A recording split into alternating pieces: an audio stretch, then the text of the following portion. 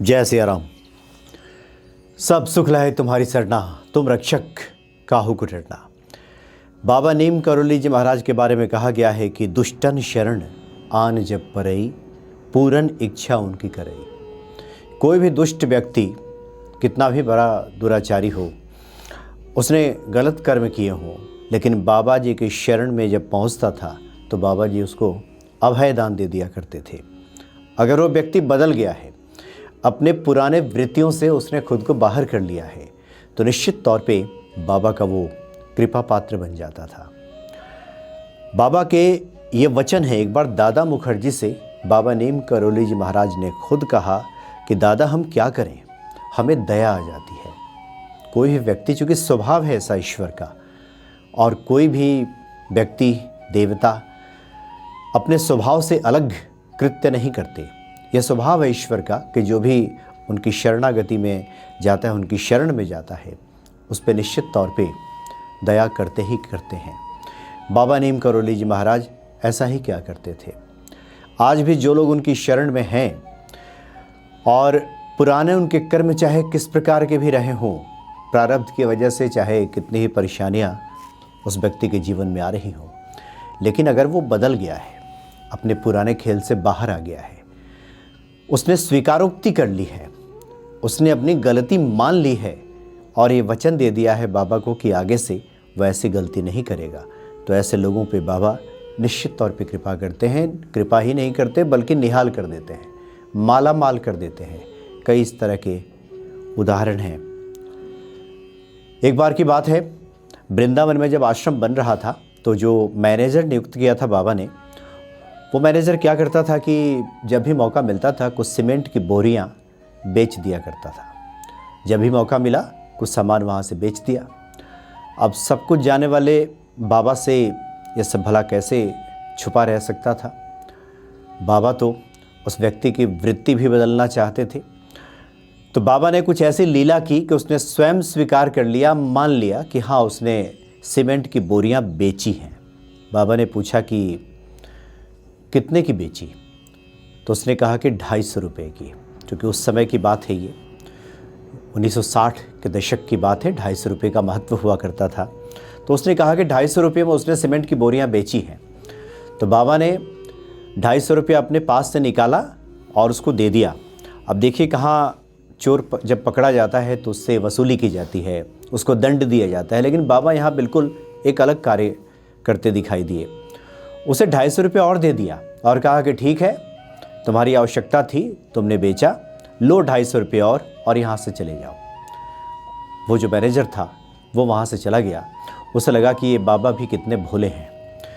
250 रुपये का उसने सीमेंट बेच लिया और 250 रुपये ऊपर से भी मिल गया। इस तरह से तो 500 रुपये का फ़ायदा हो गया, और 500 रुपये का काफ़ी महत्व था उन दिनों में। वो हंसी खुशी वहाँ से निकल गया, सोचा कि कोई और कार्य कर लेगा, ढूंढ लेगा।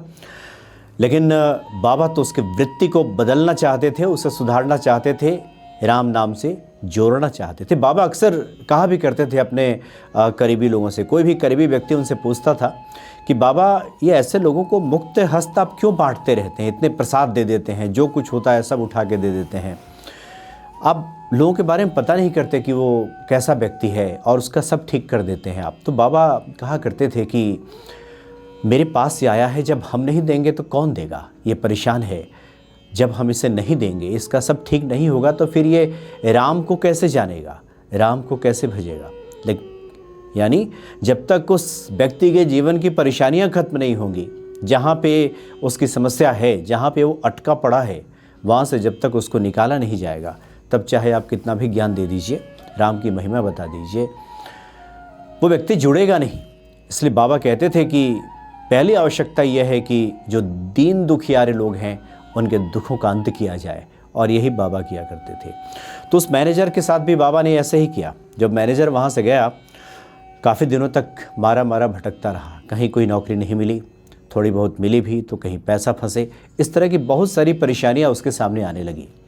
थक हार कर पुनः वृंदावन के आश्रम में आया और बाबा के चरण पकड़ लिया।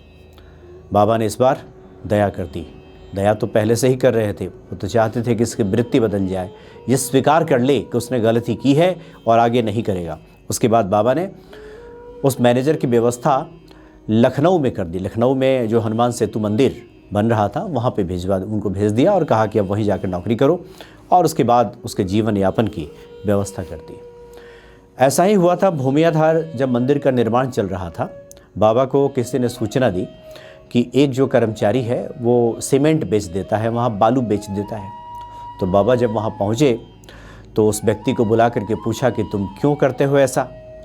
तो उसने बड़े ही सहजता से, भोलेपन में स्वीकार किया, कहा कि महाराज जी, घर में खाने को नहीं थे, बाल बच्चों को खिलाने के लिए पैसे नहीं थे, इसलिए हमने बेच दिया। तो बाबा ने उसके बाद वहाँ की व्यवस्था देखते थे ब्रह्मचारी बाबा, वहाँ के मैनेजर थे, प्रबंधक वही थे, उनको बुलवाया और फिर उसे 200 रुपये दिलवाया, आटा भी दिलवाया, चावल भी दिलवाया, और कहा कि जाओ पहले तुम अपने घर वालों की व्यवस्था करो और उसके बाद फिर तुम काम करना। तो उस व्यक्ति की वृत्ति बदल गई। तो बाबा इस प्रकार के भक्तों की वृत्ति बदलकर, अगर कोई सुधर जाए, अपनी गलती स्वीकार कर ले, तो तत्क्षण कृपा कर देते हैं बाबा।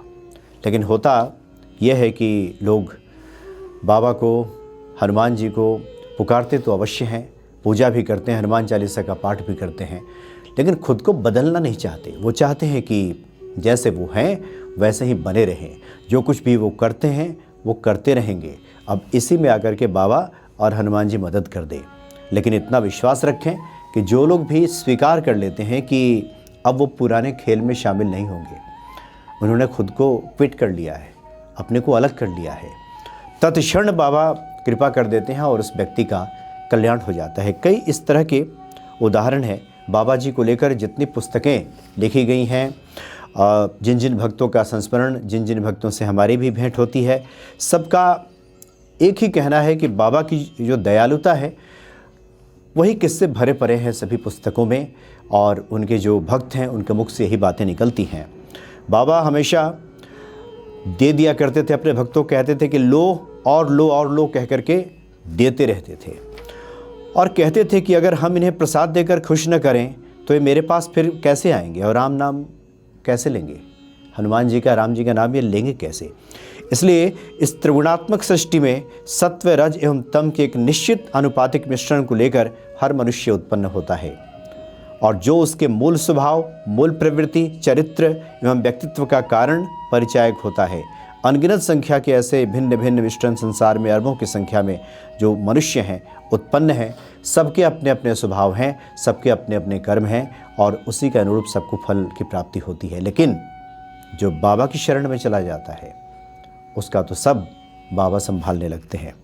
त्रिकालदर्शी बाबा जी महाराज के लिए मनुष्य की जो ये लाचारी है कि कई बार कर्म बंधन में बंध करके उसके जीवन में जो परेशानियां हैं, उसकी जो लाचारी है, बाबा की दया का कारण बन जाता है। अगर कोई लाचार मनुष्य हर तरफ से परेशान, हताश, अगर बाबा नीम करोली जी महाराज की शरण में चला जाए तो फिर वो बाबा के दया का पात्र बन जाता है। बाबा निश्चित तौर पे ऐसे भक्त पे दया करते हैं और उसका सब संभाल लेते हैं, सब ठीक कर देते हैं। ऐसे हैं दयालु चित्त बाबा नीम करोली जी महाराज। जय सिया राम।